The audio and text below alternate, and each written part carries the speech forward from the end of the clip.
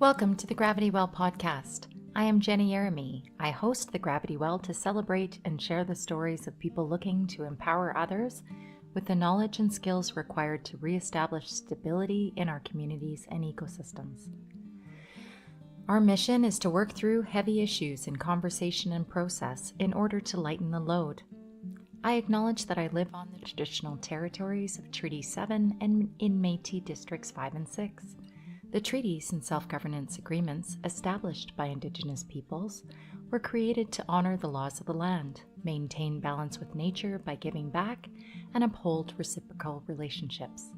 This knowledge and intention are what guide the Gravity Well conversations. I ask for genuine dialogue, real hearts, and openness to different perspectives. This is your invitation to find common ground with me. This podcast is dedicated to the natural world, our children, nieces, nephews, grandchildren, and all future generations. The Gravity Well is on YouTube and streaming wherever you get your podcasts. If you like what you see and hear, remember to like and subscribe. Thank you all for being here. I'm very pleased to announce that I've got a co-host for the next series of conversations that I'm hosting on the Gravity Well. We are talking about water in Southern Alberta over the next, hopefully 7 or 8 weeks. Why are we talking about this? So we're hoping to reach out to the general public. We want to help people that are involved in water management, have people understand the work that you do. That's what we have for 2 guests with us today, and as well as an introduction of the series of conversations. So we want to cover irrigation, the environment, stewardship, and the future.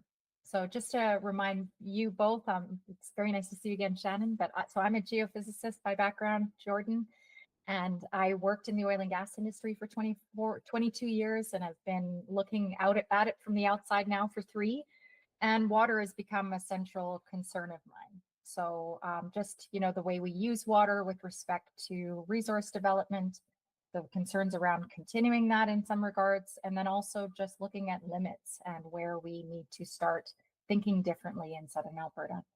So that's my introduction. Bob, if you wouldn't mind taking a little bit of time telling people a bit about yourself and what brought you to this conversation with me. Thank you. Sure. I'm Bob Morrison, and I'm a planner, now retired by profession. And I've worked in transportation, water management, and since my retirement in municipal issues here in Calgary. And I'm very interested in water still, even though that's in my past career, because it's becoming increasingly important for Southern Alberta and the rest of the world.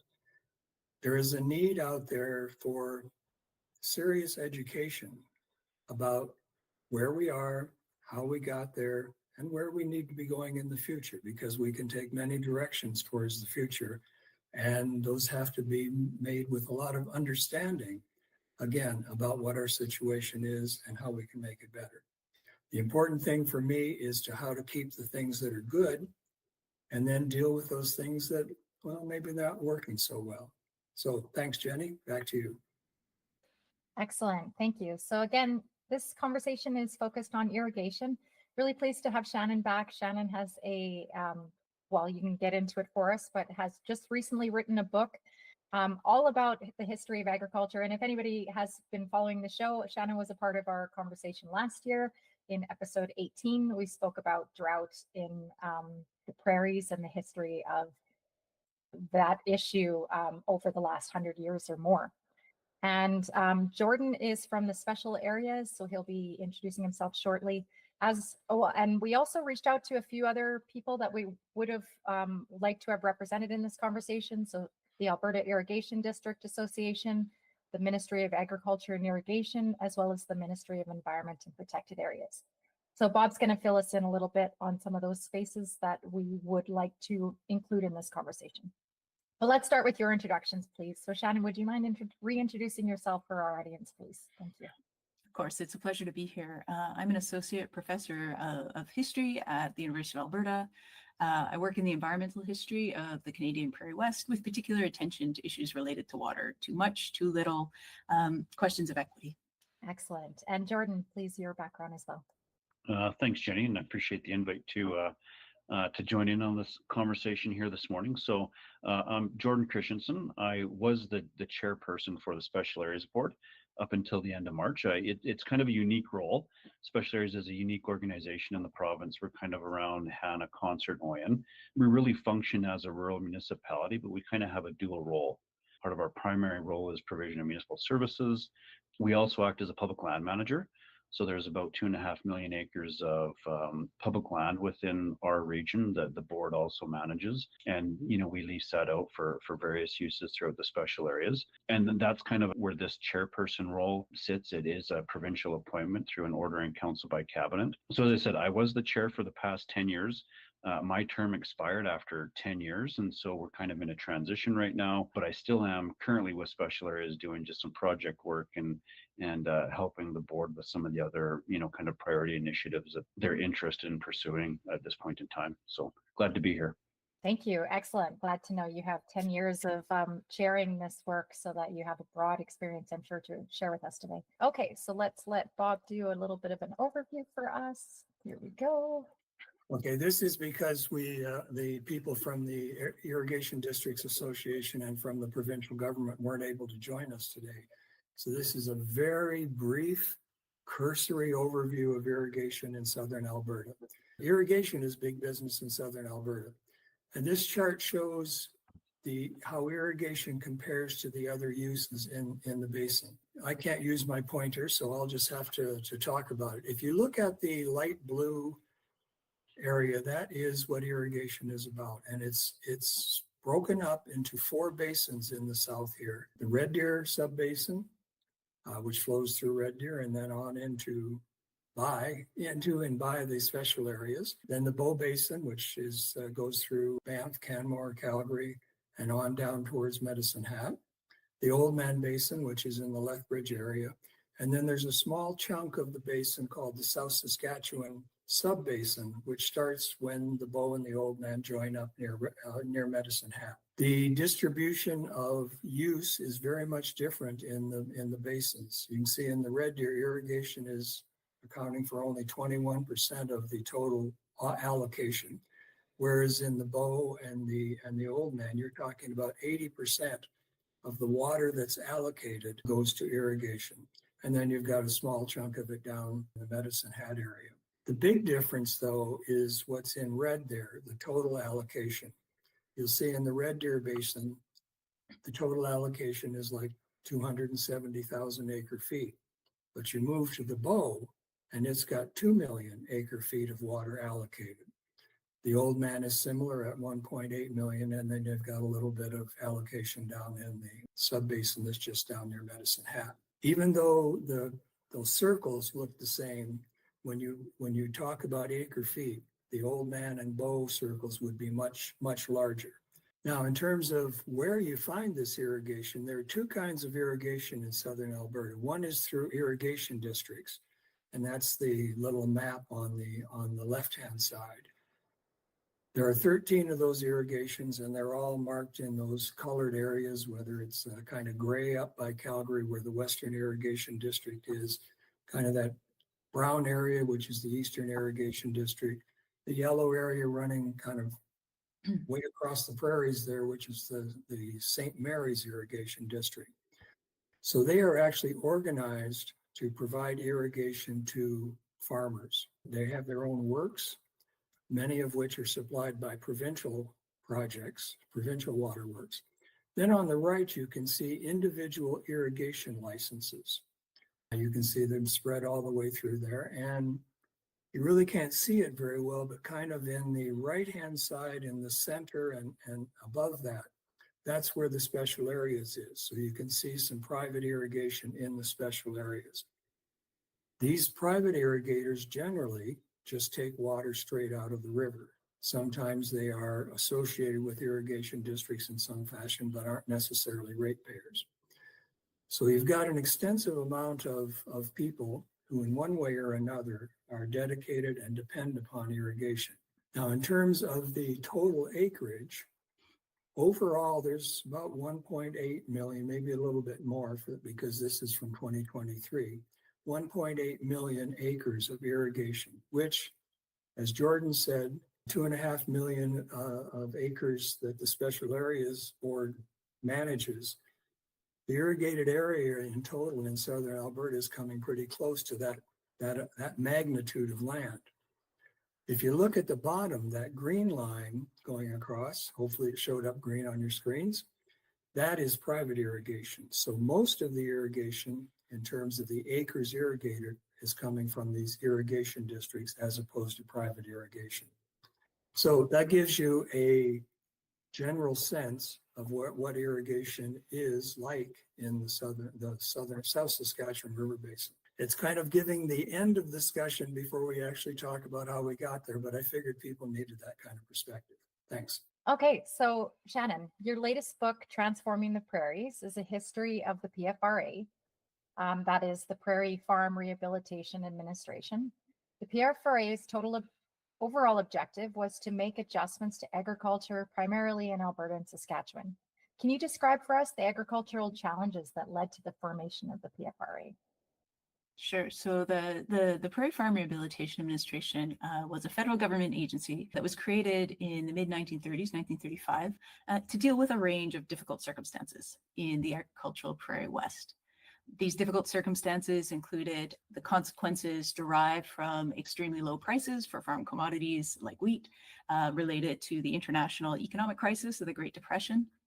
The problems in the 1930s that led to the creation of the PFRA also included the effects on farms and farmers of lower than anticipated rates of precipitation, dry conditions, what people in what's now Southern Alberta saw as dry conditions. And they also included things like the accumulating consequences of unsustainable farming practices that were part of sort of the early effort to establish colonizer agriculture in the Prairie West at the end of the 1800s and into the 1900s.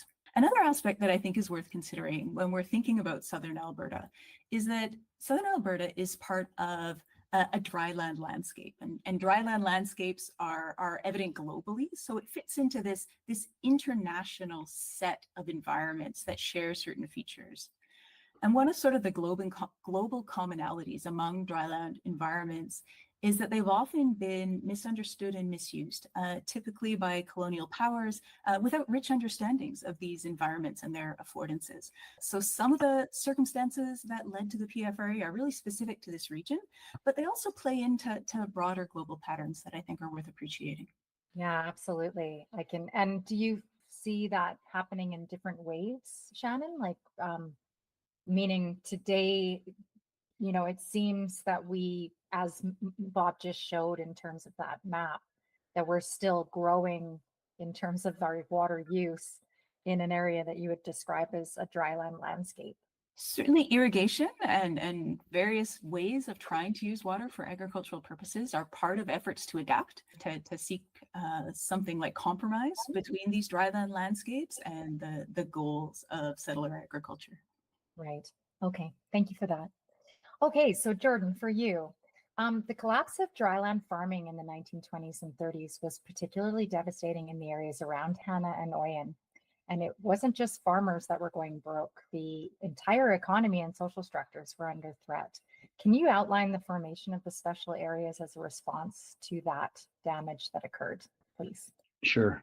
Thanks, Jenny. And I think you could just, take the comments that Shannon had just made on the creation of the PFRA and really, the creation of the Special Areas Board kind of, I'd say in many ways parallels the creation of that federal agency, the Prairie Farm Rehabilitation Administration. I think one of the key differences was that obviously the Special Areas Board, it's a provincial crown agency, but it was created in response to much of the same issues that really resulted in the formation and the creation of the PFRA. Really what had happened was in the early days of European settlement in Western Canada, you had a federal government that had these grand ambitions to have settlers come and homestead on every quarter section of the West.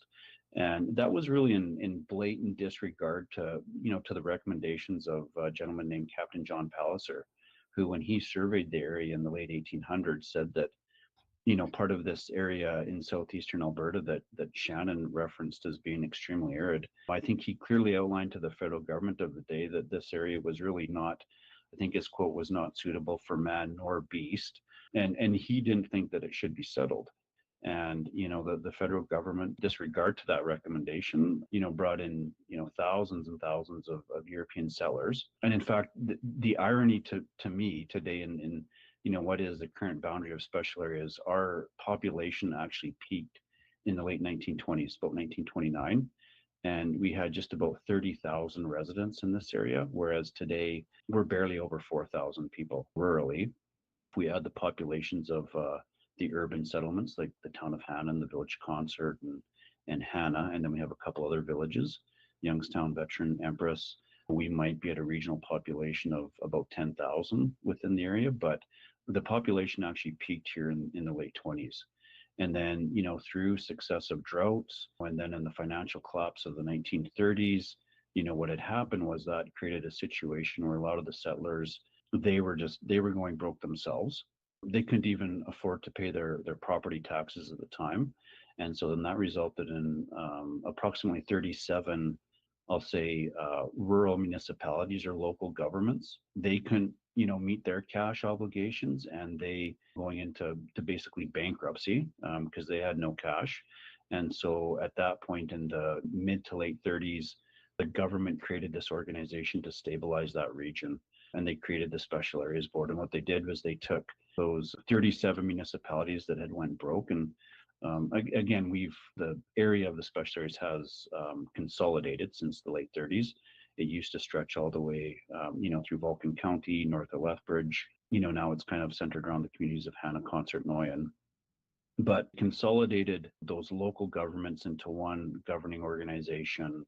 They took all the land that had been taken back under tax recovery proceedings and basically, gave that to the Special Areas Board. And then all the provincial crown land that was in the region, they basically, I'll say, loaned that to the board and said, here, take these land holdings. Just because of the arid conditions, it's impractical for settlers to make a living on a single quarter section. So the objective of the board was to create these larger farm and ranch units that were more sustainable and more economically viable by providing them with more land.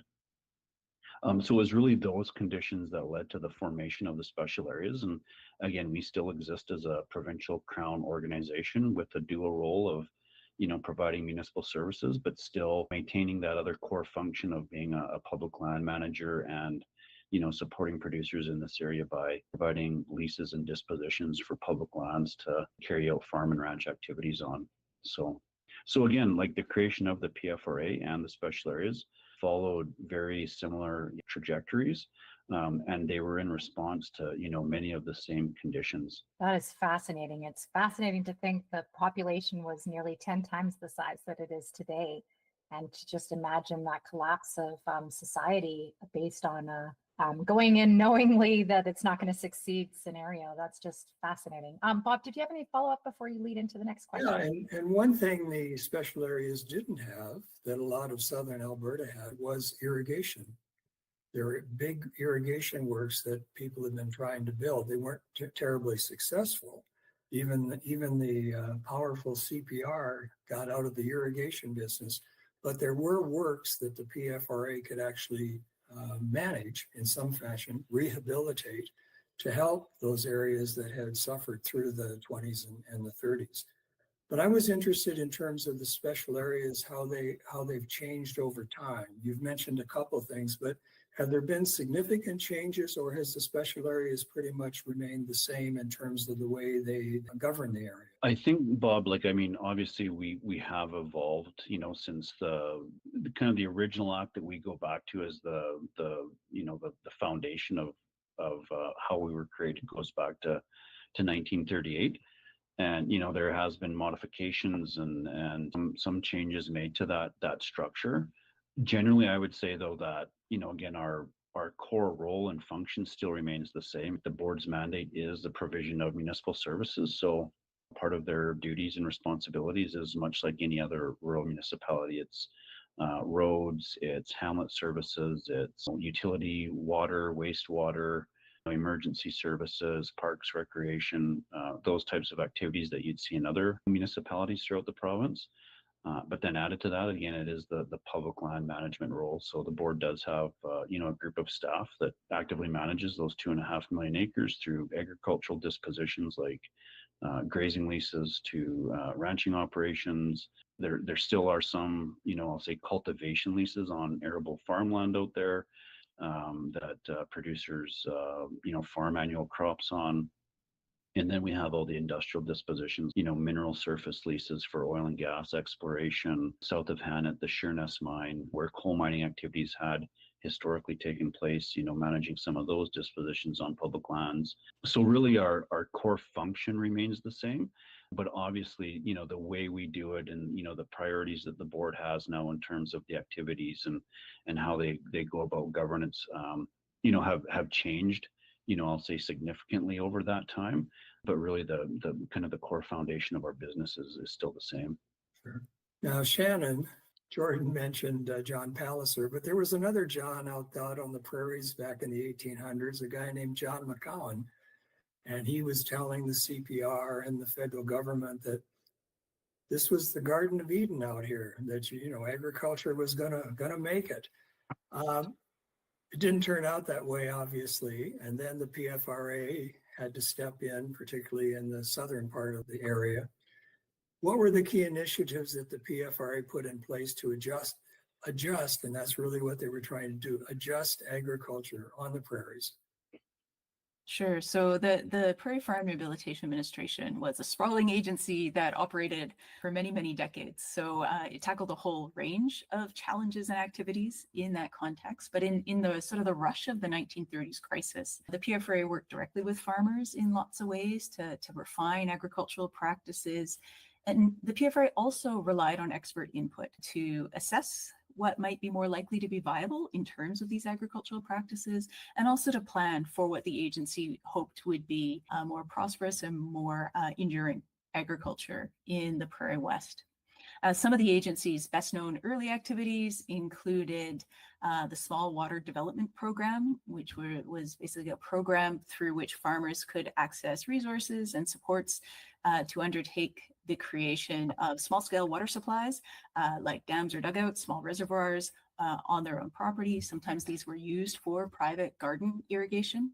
Other early initiatives of the PFRA that are pretty important includes one that was most significant in Saskatchewan, the creation of what were called community pastures, government-managed areas in which farmers could graze their livestock, both as a means of putting to productive use lands that were thought to not be suitable for ongoing annually cropped farm practice, but also in service to the ideal of more diversified agriculture, that farms might prove more enduring and sustainable if they had both wheat crops and cattle in this model. And in this period, some of the experts that I've already talked about working with the PFRA were involved in sort of assessing water resources and soil resources across the Prairie West. Efforts that underpinned later large-scale projects that the PFRA would undertake, like the construction of St. Mary Dam in Southern Alberta, and later the construction of Gardner Dam, the Capel River Dam, and the creation of Lake Diefenbaker in central Saskatchewan.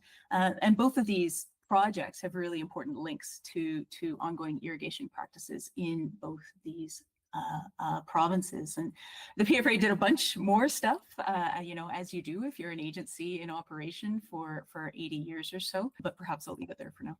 Okay. Great. Just following up on that, Shannon, can you speak to the, so there was fixing and adding new irrigation works is probably what the PFRA is most known for, if that's right. And the PFRA believed that irrigators in their districts would be unable to afford on their own to cover the cost of building and operating and maintaining dams, canals, and other infrastructure. So how did the PFRA respond to that challenge? Maybe it's hopeful here, and hopefully this sort of expands a little bit, productive matter on the bit of the summary of irrigation that Bob started us off with. So irrigation in Alberta was already underway privately by the final years of the 1800s. By sort of the 1920s and 1930s, however, it had become clear that neither private irrigation Neither corporate irrigation undertaken by private for-profit entities like the CPR, nor irrigation undertaken under the cooperative model, the drainage district model, was likely to be viable sort of as a standalone financing model. It was clear that if irrigation was going to continue to expand or even be pretty stable in its current form, public funds and public resources were going to need to be directed at irrigation. And after the creation of the PFRA in the mid-1930s, that became a vehicle to direct public resources, or one of the vehicles to direct public resources toward irrigation in Alberta and in Saskatchewan primarily. Well, now, Jordan, you've actually got some irrigation now from the Red Deer River, I gather. Is it the Sheerness Deadfish Project? Am I getting the name right?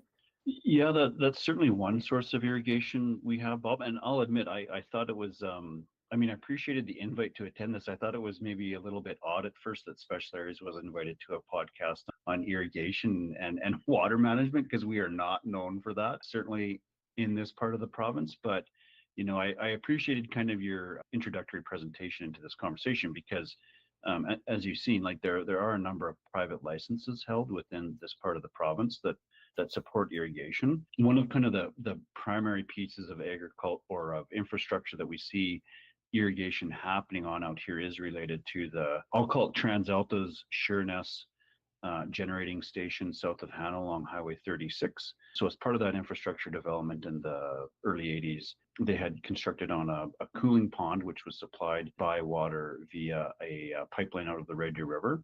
And in order to maintain operations in that facility, they had to flush a certain level of water through it just to maintain operating temperatures. Part of the planning around that was using some of that water that is moved through the cooling pond just to maintain temperature, was utilizing that for irrigation purposes. So on I'll say the back end of that facility, I think there's about 12 or 13,000 acres of irrigation that happen off of that.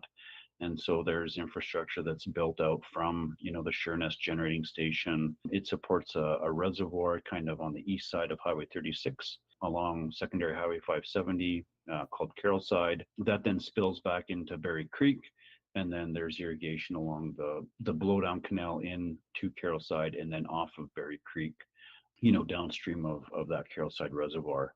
And then we also have a number of irrigators within Special Areas and even into the MD of Acadia that have water licenses directly out of the Red Deer River, and they irrigate their operations right along the Red Deer River.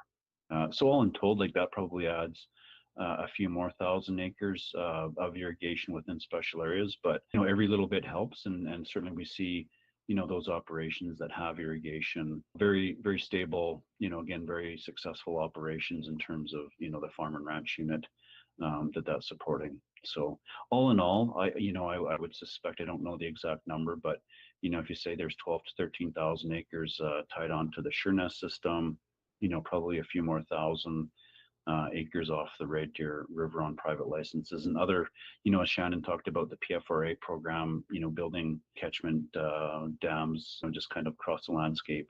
There might be a few private licenses there. So maybe we're at 20, 25, 30,000 acres of irrigation within Special Areas. Certainly not to the extent that we've seen development in some of the other irrigation districts in Southern Alberta, though. Very small, yes. But has it made much difference in terms of the economy, do you think?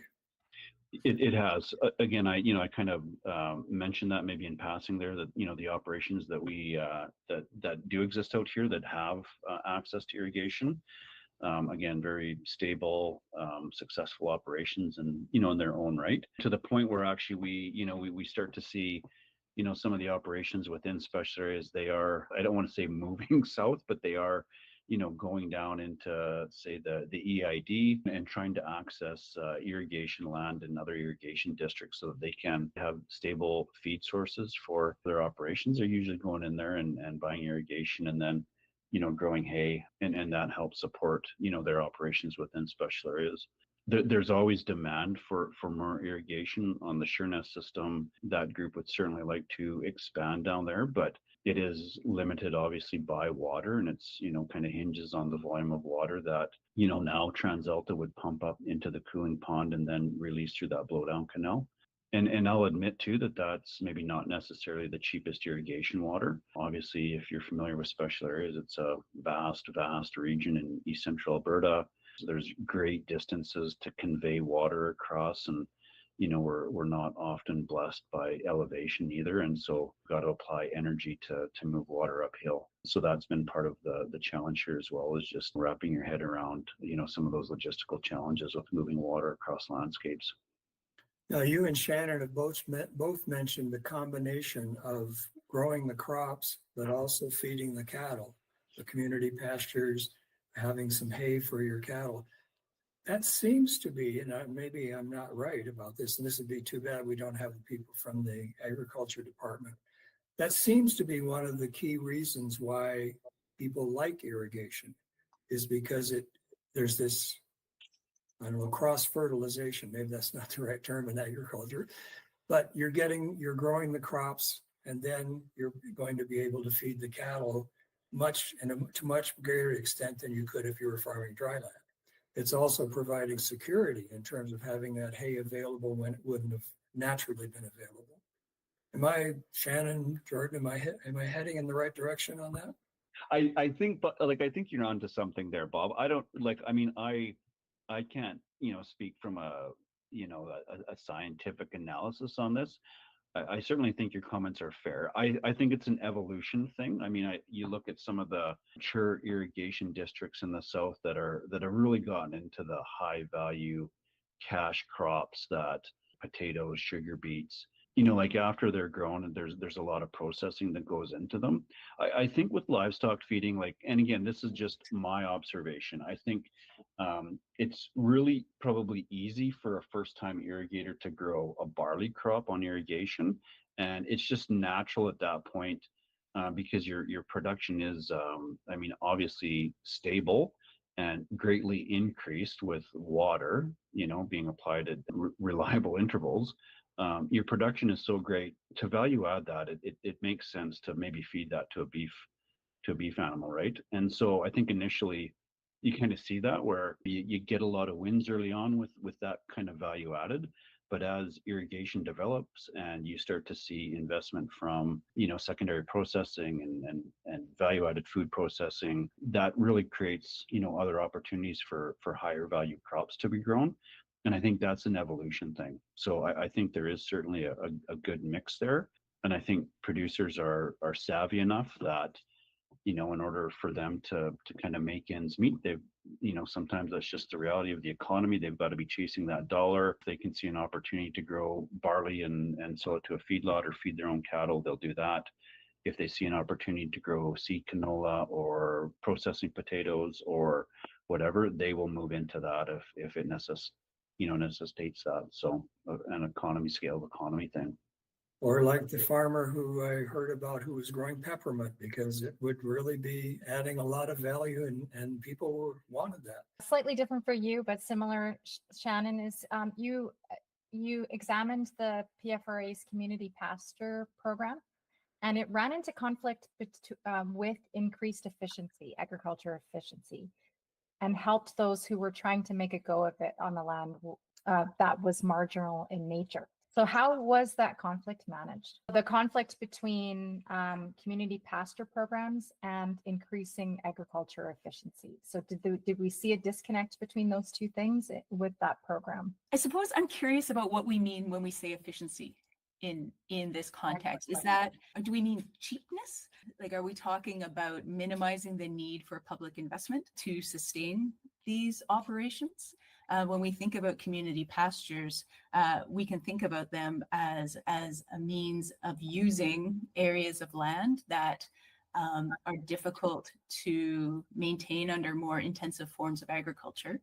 But we can also look at community pastures as repositories for biodiversity in a prairie landscape that's increasingly hostile to forms of life that aren't fed into streams of agricultural production. Community pasture lands provide opportunities for wildlife that has more difficulty navigating more heavily cropped environments to continue to flourish on the prairies, or at least continue to hold on. And so I think there's lots of scope for thinking really carefully about what we mean when we say efficiency, and also ensuring that our conversation encompass the prospect of other goals for our public policy levers. I went through that question to Jenny, so my apologies. I was getting at what you got at in your book, that with the PFRA, they were trying to get submarginal land out of production in terms of growing crops and use it as community pasture. But they'd find that the farmers would have a good year and they'd want to use that submarginal land, and they really didn't want to turn it over to a community pasture, that sort of thing. So that's what I was getting at when I threw that one to Jenny. I think that was one of the last really successful programs that the PFRA had, was their perennial forage cover program, where they basically paid producers to put marginal farmlands back into perennial forages. And I know that there was a lot of producers in this part of the world that took advantage of that, and for many years you've seen a lot of acres in permanent cover, whether it was agronomic alfalfa, brome, like whatever, but it was that really pushed a lot of those marginal lands back into perennial cover. And you're seeing that now with the PFRA no longer obviously existing, and that program no longer existing, where a lot of those lands through the I'll say the early 2000s were put back into perennial forages. They're coming out of that perennial cover now, and they're being put back into annual crop production. And I think, to me personally, that was a real loss when they scuttled the PFRA, was just that perennial forage cover program, because that whether it was $20 an acre, I think if you seeded something more native, they maybe compensated more. But even that $20 an acre, it helped producers make that decision to get some of these marginal lands back into more kind of consistent cover, whereas you're seeing a lot of that come out right now. Yeah, I think you raised such a great point, Shannon, when you spoke about define what efficiency is, because I think there is a lot of assumption around efficiency being what we're producing on the landscape rather than what can the landscape can sustain for us long term, based on leaving those key areas in place, which I've come to learn, I believe it was from you, Shannon, is that those marginal areas do serve the ecosystem long term if they are left to be natural and allow that biodiversity and everything to stay in place. Just a follow up for you, Jordan, with farms becoming larger and larger, and you mentioned earlier the population has quite dramatically dropped from where it was today. But are we at risk of seeing more depopulation from this?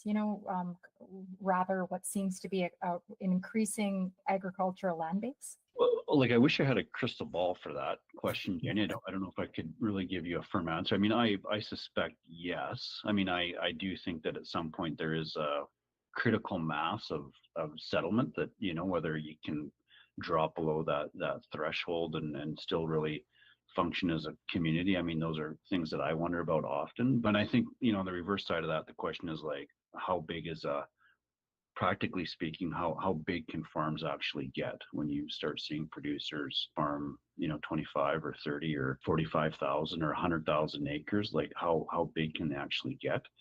But yes, that is a real true issue, I think. And I look at the example in my brain is, when you go back to the late 70s, early 80s, when a family farm, they successfully farmed 1,000 acres.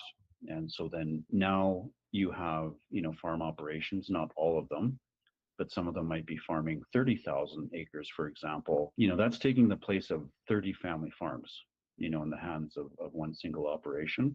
So I think it's bound to change the landscape in terms of settlement and rural depopulation. Like that truly does have an impact. But I don't know if I would go as far to say that rural depopulation is just strictly a function of farm size. Like, I don't believe that. I think it's obviously other natural resource, primary production, oil and gas, like all that stuff kind of feeds into it. So I don't think it's just simply a factor of farm size. But yes, I think it does have an impact. Will it continue to have an impact? Again, I wish I had a crystal ball for that. I suspect in some ways it does, but I'm not sure, where it actually ends up. Right. I think, yeah, to your point, there's been a lot of move to cities by younger generations if their farms potentially have been bought up to bigger, not with the family anymore, then there's a lack of reason for folks to stay there. That's certainly one reason, but also just the motivation to be a part of other industries, period. I think that's true as well. We were talking a bit about efficiency. Why don't we try to get in a little bit more into that? So starting with you, Shannon, what advice do you have in terms of managing the conflict between this concept of efficiency, let's say efficiency for production, let's be specific, and supporting the people who often, through no fault of their own, are not farming the best land? So how do we help balance those things? Thank you. Well, I suppose I was interested in studying the Prairie Farm Rehabilitation Administration in part because I believe in the importance of deliberate state investment in supporting people, whether these people are farmers, whether they're others. I believe in the role of state in contributing to the creation of spaces where non-human nature can thrive as well. You know, I think there's power when people work together through the resources of the state. I think it's really essential that state investments reflect a really careful effort to consider the public interest and to levy state resources in ways that create that consider a range of factors. And one of the things that became really clear for me as I conducted my research on the Prairie Farm Rehabilitation Administration, of sort of a case study of state lever through time, was that we haven't always done a great job of thinking about what constitutes the public interest in a broad-minded way. And in fact, one of the findings of my work on the PFRA, one of the limitations in conceptions of the public interest that are really evident in the sort of work the PFRA did, is the failure of that agency to adequately consider the interests of Indigenous peoples and to accommodate the needs and perspectives of Indigenous peoples. That is dealing with that matter, dealing with the specific circumstances of Indigenous peoples in the present, as well as the harmful legacies of the historical operation of colonial institutions, like the Prairie Farm Rehabilitation Administration, is like fundamental to productive ways forward. But I think there's also a broader lesson here about the need to be careful about assumptions about what's in the public interest and to really problematize that term. So, you know, if we need to query what we mean by efficiency, I think we also need to be really careful about the goals we think we're serving through these state agencies. I think it's essential we work together, that we use state levers in appropriate and careful ways, but that we think really hard about how we're doing so. Well, and if I can segue on that, you talked about the Indigenous people. It was fascinating to see in your book that the laborers in the irrigation fields were, to a fair extent, I don't know, a great extent, Indigenous people. Yep. Along with other minorities. Now, were they always treated well? But can you tell us more about their role in the history of irrigation? Sure. So primarily here, the work that I'm aware of and that I've done pertaining to labor in the irrigated landscape is primarily focused on sugar beets. As Jordan was saying, sugar beets are one of these high value crops that can be really essential to trying to sort of capitalize on some of the economic advantages of irrigation. Sugar beets need a lot of water. They also need a lot of work through the growing season. This is a really labor intensive crop. We're talking about a period before the emergence of the monogerm sugar beet seed. So these plants had to be tended at multiple stages in really onerous ways throughout the growing season. Farmers looking to grow sugar beet needed to secure water, and they also needed to secure labor. This is beyond the sort of work that a family would undertake at sort of under its own auspices, certainly when we get to talking about the larger sugar beet operations. And cheap labor at this time came in the form of Indigenous peoples, came in the form during World War II of interned Japanese people. It came in the form of newly arrived migrants that were deliberately brought in by the CPR with sort of the go-ahead from the Canadian state to help meet the labor needs in the 1920s of sugar beet operators. And so there was this reliance on irrigation water, but also a reliance on cheap labor. And like I keep saying, we need to think about these words in careful ways. Cheap labor sounds like a good thing. But of course, cheap labor means underpaid laborers. And this reliance on underpaid laborers has persisted, you know, into the mid-20th century, right up to the present. As we get into the 60s and 70s, we start to see a reliance on sugar beet farms, on laborers brought in under migrant worker streams. And this is a really difficult way to make a life, to work on a sugar beet farm in this context. And so, when we think about people trying to make a living in these landscapes, we need to think about farmers. This isn't an easy operation by any means. There's a lot of things to balance, and I believe farmers do the best they can. We also need to think about the experiences of other people who moved in these landscapes, who also had really difficult experiences in their own right.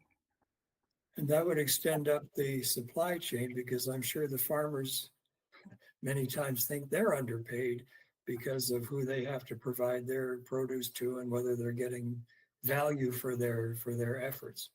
Absolutely. Yeah, that's another point that I learned from Chris Spearman. He was saying, and I'm not sure, Jordan, if it's the same in the special areas, but that a number of farmers in Southern Alberta, or at least in the Old Man, have switched to potatoes because they found that the purchasers are consumers rather than single companies that potentially can corner the market and make those price points really difficult to maintain.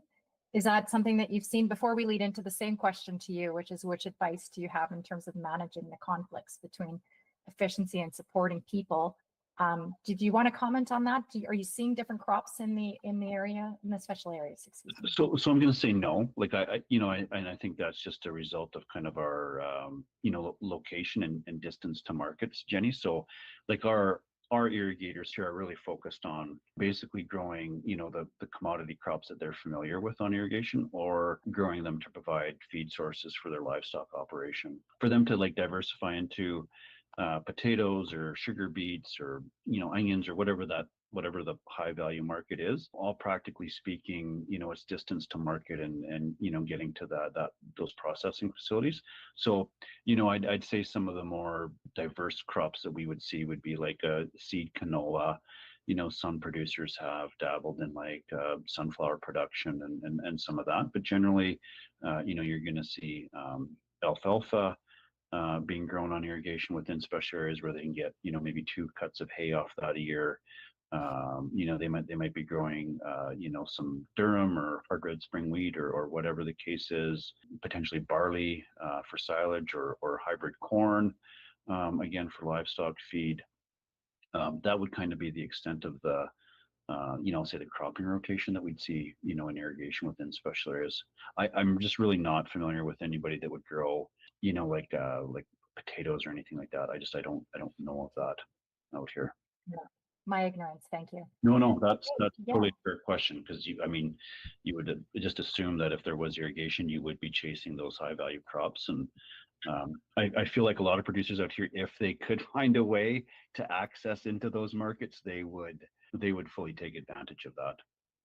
So distance becomes important if you're trying to serve a market. Yeah. Certainly does. Yeah, no, it really does, Bob. Now, the special areas is involved in 2 proposals, as I understand it, to bring more irrigation to the special areas.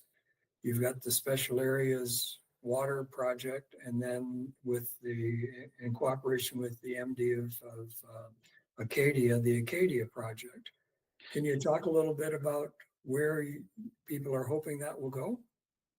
Yeah. So both of those are 2 separate projects, and the first one that you mentioned, the Special Areas Water Supply Project, that was really a project that was conceived, I'd say back in the 80s, and even some of the kind of pre-planning around that probably happened, even into the 50s and just after the creation of the PFRA and the special areas. And the Special Areas Water Supply Project, there was a lot of work happened on it through the 90s and the early 2000s. PFRA was a strong partner in kind of the planning and the design phase of that project. And the concept was about diverting water over the Red Deer River southwest of Stettler, around that Nevis area, and then moving it via a pipe kind of into the headwaters of the Berry Creek and the Sounding Creek, which kind of would land at, kind of south of Castor on the west side of Highway 36, and then using those, kind of natural formations in the creek channels to then, move water across the landscape. That project was really more, I'd say, about, just getting secure water into the region. There wasn't really a strong component of irrigation on it. And again, that was really a function of, where the water was being moved to. I think there's a lot of lands within kind of that Sounding Creek Plain, the Berry Creek Plain that are, highly solonetzic soil. They're really tough to irrigate. There are pockets of soils within those that are quite good quality for irrigation, but I'll say they're far and few between. So on that special areas water supply project, maybe we could get to 30,000 acres of irrigation on that entire system. And it was an extensive project to move water, across, again, large distances, basically to the eastern portions of special areas from Stellar. It was just a tough project economically, like in terms of annual operations, and to Shannon's point about allocating public funds to support some of this stuff, it got to be a really tough sell, I think, politically, to move that project forward. So unfortunately, like, again, there was a lot of work that had went into that by, many people over the years. But, just kind of recently, the board, had decided to kind of pivot from that project and look at something that was maybe more, I'll say, efficient use of water and resources. And actually, in the kind of the I think around 2020, we were approached by the province and the Canada Infrastructure Bank on looking at irrigation more regionally, in partnership with the MD of Acadia. The MD for years had been looking at their own kind of regional irrigation project on the southern end of their municipality, and they had kind of come up with a project of about 27,000 acres of irrigation out of the Red Deer River, just kind of right along the Saskatchewan border, south of Acadia Valley. So we started doing work with them in 2020 to develop, kind of a broader project. And we looked at the entirety of special areas landscape and the MD, and we did kind of narrow it down to, those portions south of Acadia Valley down to the Red Deer River, and then south of the Red Deer River through Bindloss. Soils that are I'll say suitable for irrigation. They're good quality to irrigate, so they make sense from a soils perspective. And then started looking at, just the volume of water available in the Red Deer River. Again, Bob, you did an excellent job of kind of framing that up front of this conversation, like in terms of the existing allocations on the Red Deer River, not even in the ballpark as compared to the Bow and the Oldman in terms of allocations out of there. So there is water available in the Red Deer Basin, certainly not unlimited. But we started looking at, kind of all the future predictions in terms of water use on the industrial side, municipal use and demand for the municipalities along the reaches of the Red Deer River, and then looking how much water would really practically be available in the Red Deer River for this project. So kind of where we've landed is, kind of a concept around about 108,000 acres of new irrigation within the boundaries of the MD of Acadia, and then south into special areas through that Bindloss area. So it's roughly, kind of not exactly, but about 50% within the MD of Acadia, 50% within special areas on the full 108,000 acres, on either side of the Red Deer River. So well, again, you're actually playing a role now very similar to what happened in Shannon's book about the South Saskatchewan project, where government kind of not necessarily walked away from it, but it became the local communities who had to start advocating for these kinds of things. Am I reading that right from your book, Shannon? Well, if we're talking about the South Saskatchewan regional plan in particular. Regional plan, sorry, I got the wrong term. Yeah, no, so that's what we now know as Gardner Dam, the Capel River Dam, and Lake Diefenbaker in central Saskatchewan. This is a project that the PFRA had initially promoted. There were always people on either side of the issue. Over time, there was a report of a Royal Commission that was really negative on it, but Saskatchewan and Ottawa sort of weren't done with the project even after that. One of the interesting things in understanding the ultimate decision to proceed, I think, is that there were really strong community advocates around the project. There was an organization called the Saskatchewan Rivers Development Association that was looking to promote construction of water infrastructure of various sorts throughout this area of Saskatchewan. The primary leaders within that organization were representatives of rural municipalities and sort of advocates for business people in these parts of central Saskatchewan. there wasn't nearly as robust support for this sort of development from farmers. That seems pretty clear in the historical record. In fact, the research I'm doing now to follow up on my study of the PFRA pertains to the irrigation development that hinged on the South Saskatchewan Regional Plan. And it's really a story of conflict between Saskatchewan government that had agreed as part of the 1958 governing agreement signed with Ottawa to proceed with the South Saskatchewan Regional Plan. The Saskatchewan government committed to develop 50,000 acres of irrigation, and the farmers in the targeted area were like, no, we want to stick with our dryland model. We understand it is successful. This became a really sustained and intractable conflict. And I think we see, that conflict around irrigation persists certainly in Saskatchewan. If you're following irrigation in this province at the time, the provincial government is an advocate for further development of irrigation, drawing on Lake Diefenbaker, sort of a move to more fully realize the initial ambitions behind irrigation hinging on this infrastructure. But there's a lot of criticism about the economic viability of the project. And so that contention really persists.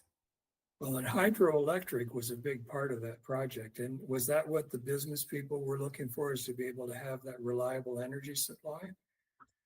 Certainly, you're absolutely right. This is a multi-purpose project that was intended to serve primarily irrigation and electricity generation. There were also ambitions to sort of create recreational opportunities in this portion of Saskatchewan that was perceived to have relatively few. But irrigation itself was really understood as an essential economic motor.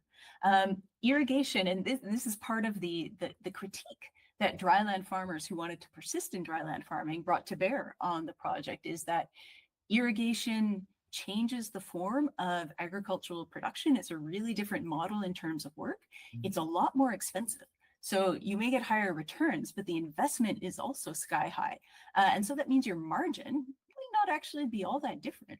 You might have different sorts of problems than a dryland farmer, but your economic returns aren't necessarily substantially better. Who does very clearly benefit from investment irrigation are the firms that are involved in construction.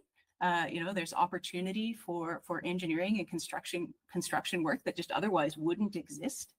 It can serve to change population distribution in ways that create opportunities for business of various sorts. And so irrigation is often, or historically at least, I'm far less expert in the present day, we can turn to Jordan for that, or others. Historically, it's been seen as a really strong economic motor, but farmers who are skeptical often say, but how much actually ends up in our pockets? And I think there's reason to think hard about that question. Agreed. Well, thank you guys. This has been a wonderful start to this conversation. I'm sure that we would love your input in the future conversations that we're going to host at the end of these, if that's possible for you. But I would love to do just some closing thoughts and takeaways from each of us, especially if there's anything that you would have liked to touch on that we haven't. But I'll just lead for myself. I really appreciate this concept of revenue versus income. I think really looking at how people are making money on the landscape for less inputs. I'm with you, Shannon, in terms of being concerned about a lot of moving parts makes for potentially a lot of missteps, and that final income for the end user, for the landowner or for the producer. And then also just this concept of public interest. I think this is something that we really need to investigate, not only from a you were mentioning businesses potentially being successful in this, or construction systems, but maybe not the end user again.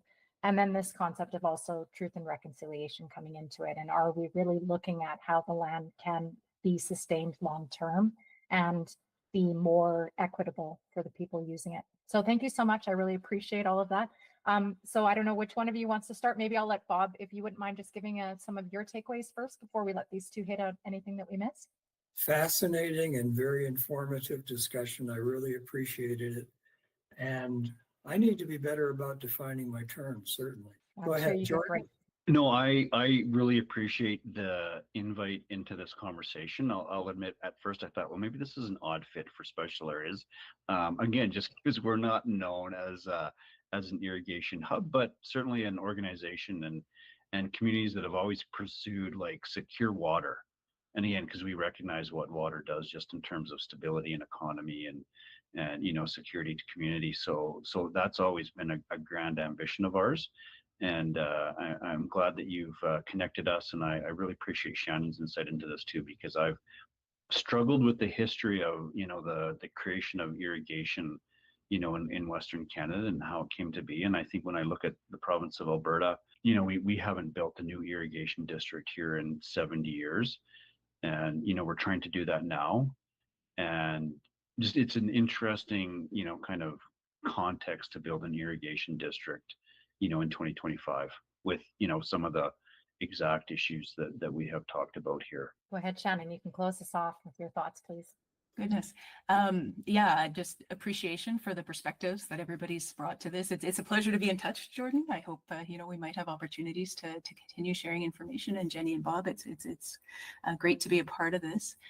I suppose, I'm the historian, so I'm always about, let's define the terms, or what do we mean in this particular context? So forgive me as I do that again a little bit. The PFRA, I chose to study the PFRA, as I've already said, because it was an interesting historical example to me of how we can use state resources to work together and serve public aims. And in the same way that we sometimes valorize notions of efficiency, we can also valorize notions of small government. And we can valorize them because they seem more efficient. But we have the potential to use levers of government to work toward bigger goals than we can pursue on our own. And so I think there's reason to think hard about the prospects for collaboration through these sorts of levers, that there's real possibility, I think, for doing things better. And we should resist efforts to inappropriately dismiss those sorts of options, I suppose. Yeah, let's learn from what failed in the past potentially and try and do things differently. And as Bob said when we let off, keep the things that worked as well. Thank you so much, guys. This is a wonderful start. I will end it there. We'll be in touch soon, I'm sure. And I'm so glad that we've connected some new people in some new ways. Thank you. Thank you very much.